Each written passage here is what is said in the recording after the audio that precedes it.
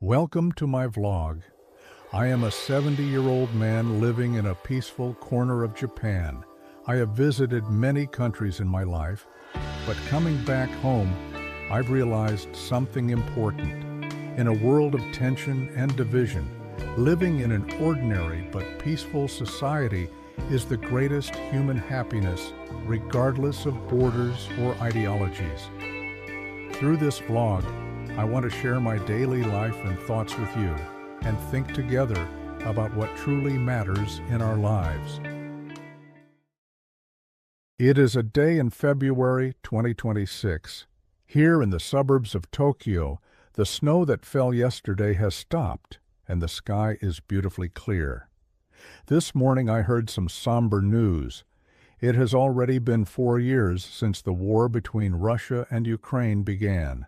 My heart aches when I think of the soldiers on both sides and their families.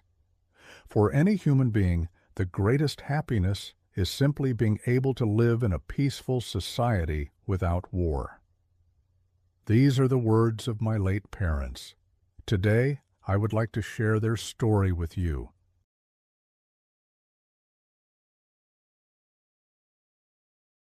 My parents' generation experienced the horrors of World War II firsthand.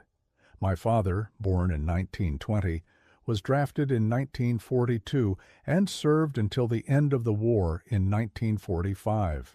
He was ordered by the state to liberate Asian nations from Western colonial rule and fought against Western soldiers. The stage for his struggle was the jungles of Southeast Asia. It was a living hell. Having run out of ammunition and food, and having lost even the will to survive, my father eventually became a prisoner of war. Recently, AI technology has advanced significantly, so I used AI to turn my father's memories of the battlefield into an animated video. Please take a look.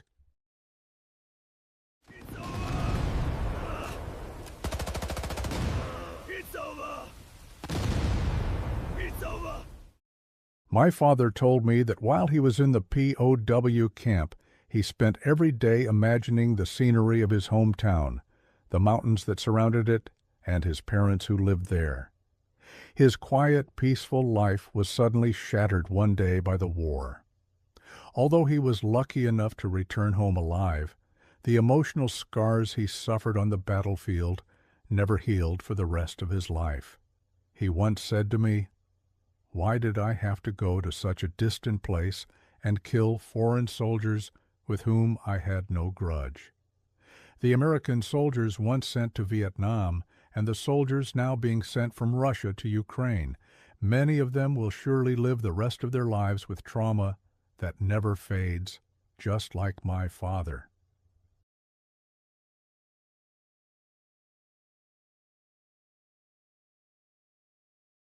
My mother, on the other hand, was born in 1931. Before World War II began, she lived in the city with her parents and younger sister, attending elementary school. However, their peaceful family life was completely transformed by the war. My grandfather was mobilized to work in a munitions factory, and his younger brothers were drafted and sent to the front lines in China. As the war progressed, school classes were suspended and food was rationed. As the situation worsened, the rations decreased, and my mother's family went hungry every single day. At the time, as a child, my mother didn't fully understand what was happening to society. But when she heard the news that her uncle had died in China, she spent her days filled with a strange, nameless anxiety. From the spring of 1945, things took a turn for the worse. Bombs began to rain down on Japanese cities. Amidst the blaring air raid sirens, my mother desperately ran through the burning streets, her mother clutching her hand, searching for safety. I also used AI to recreate my mother's memories of those air raids. Here it is. Faster! Move! The entrance is right there. Keep your heads down. My mother, still so young, could not understand why they had to suffer such a terrible fate when they had done nothing wrong. Families currently caught in the crossfire in Ukraine must be feeling the exact same way my mother's family did back then. And in both Russia and Ukraine, there must be countless people praying for their family members on the battlefield to return home safely as soon as possible.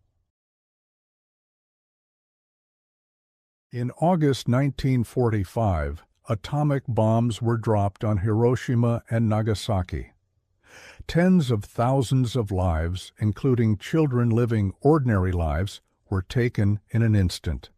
And finally, the long war came to an end.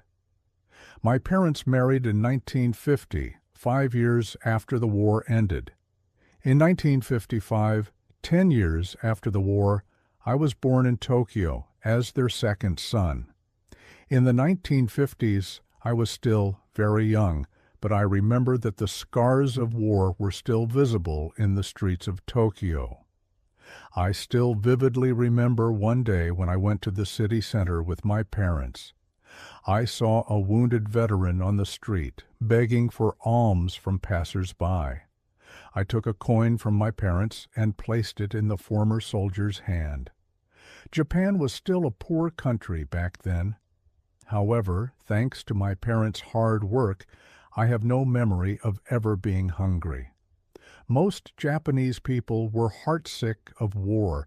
They worked desperately to never repeat the war and build a prosperous, peaceful society. In the 1960s, Japan entered an era of rapid economic growth. My parents worked tirelessly and built a small house in the suburbs of Tokyo. Thanks to them, I was able to enjoy my youth without major hardships and even attend university.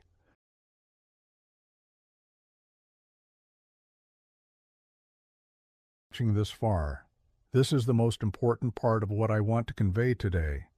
Since I was 20 years old, I have visited many countries for travel, study, and work. By today, at the age of 70, I have spent more than 20 years abroad. Looking around the world over this past half-century, I have noticed 3 things. First one is global economic growth. Poverty, hunger, and sanitation are being addressed worldwide.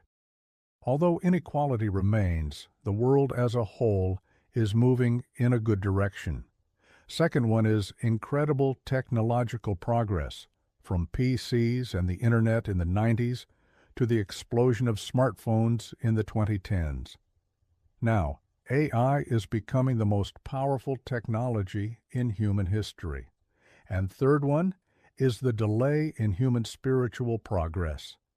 While economy and technology have advanced so much, humans themselves have not changed much. Even after World War II, killing through wars and conflicts has never ceased. Recently, not only conflicts between nations, but also ethnic and religious tensions within countries have intensified. Can the advancement of technology become a force to stop human folly? My answer is yes.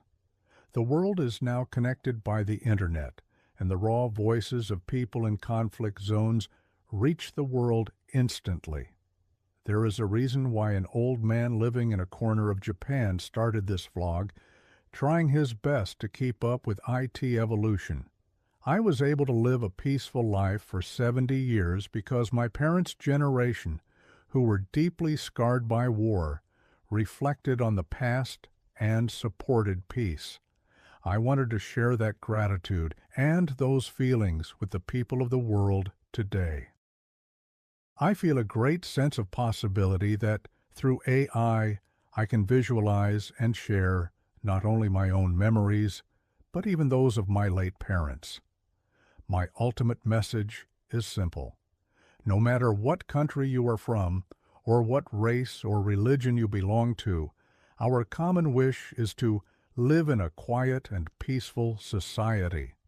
That is all. While I was creating this video, a new conflict broke out in the Middle East. which only strengthened my desire to share this wish with people around the world. I am just an ordinary, powerless old man living in Japan. But if someone somewhere in the world finds this vlog and shares my feelings, I couldn't be happier. Thank you for watching.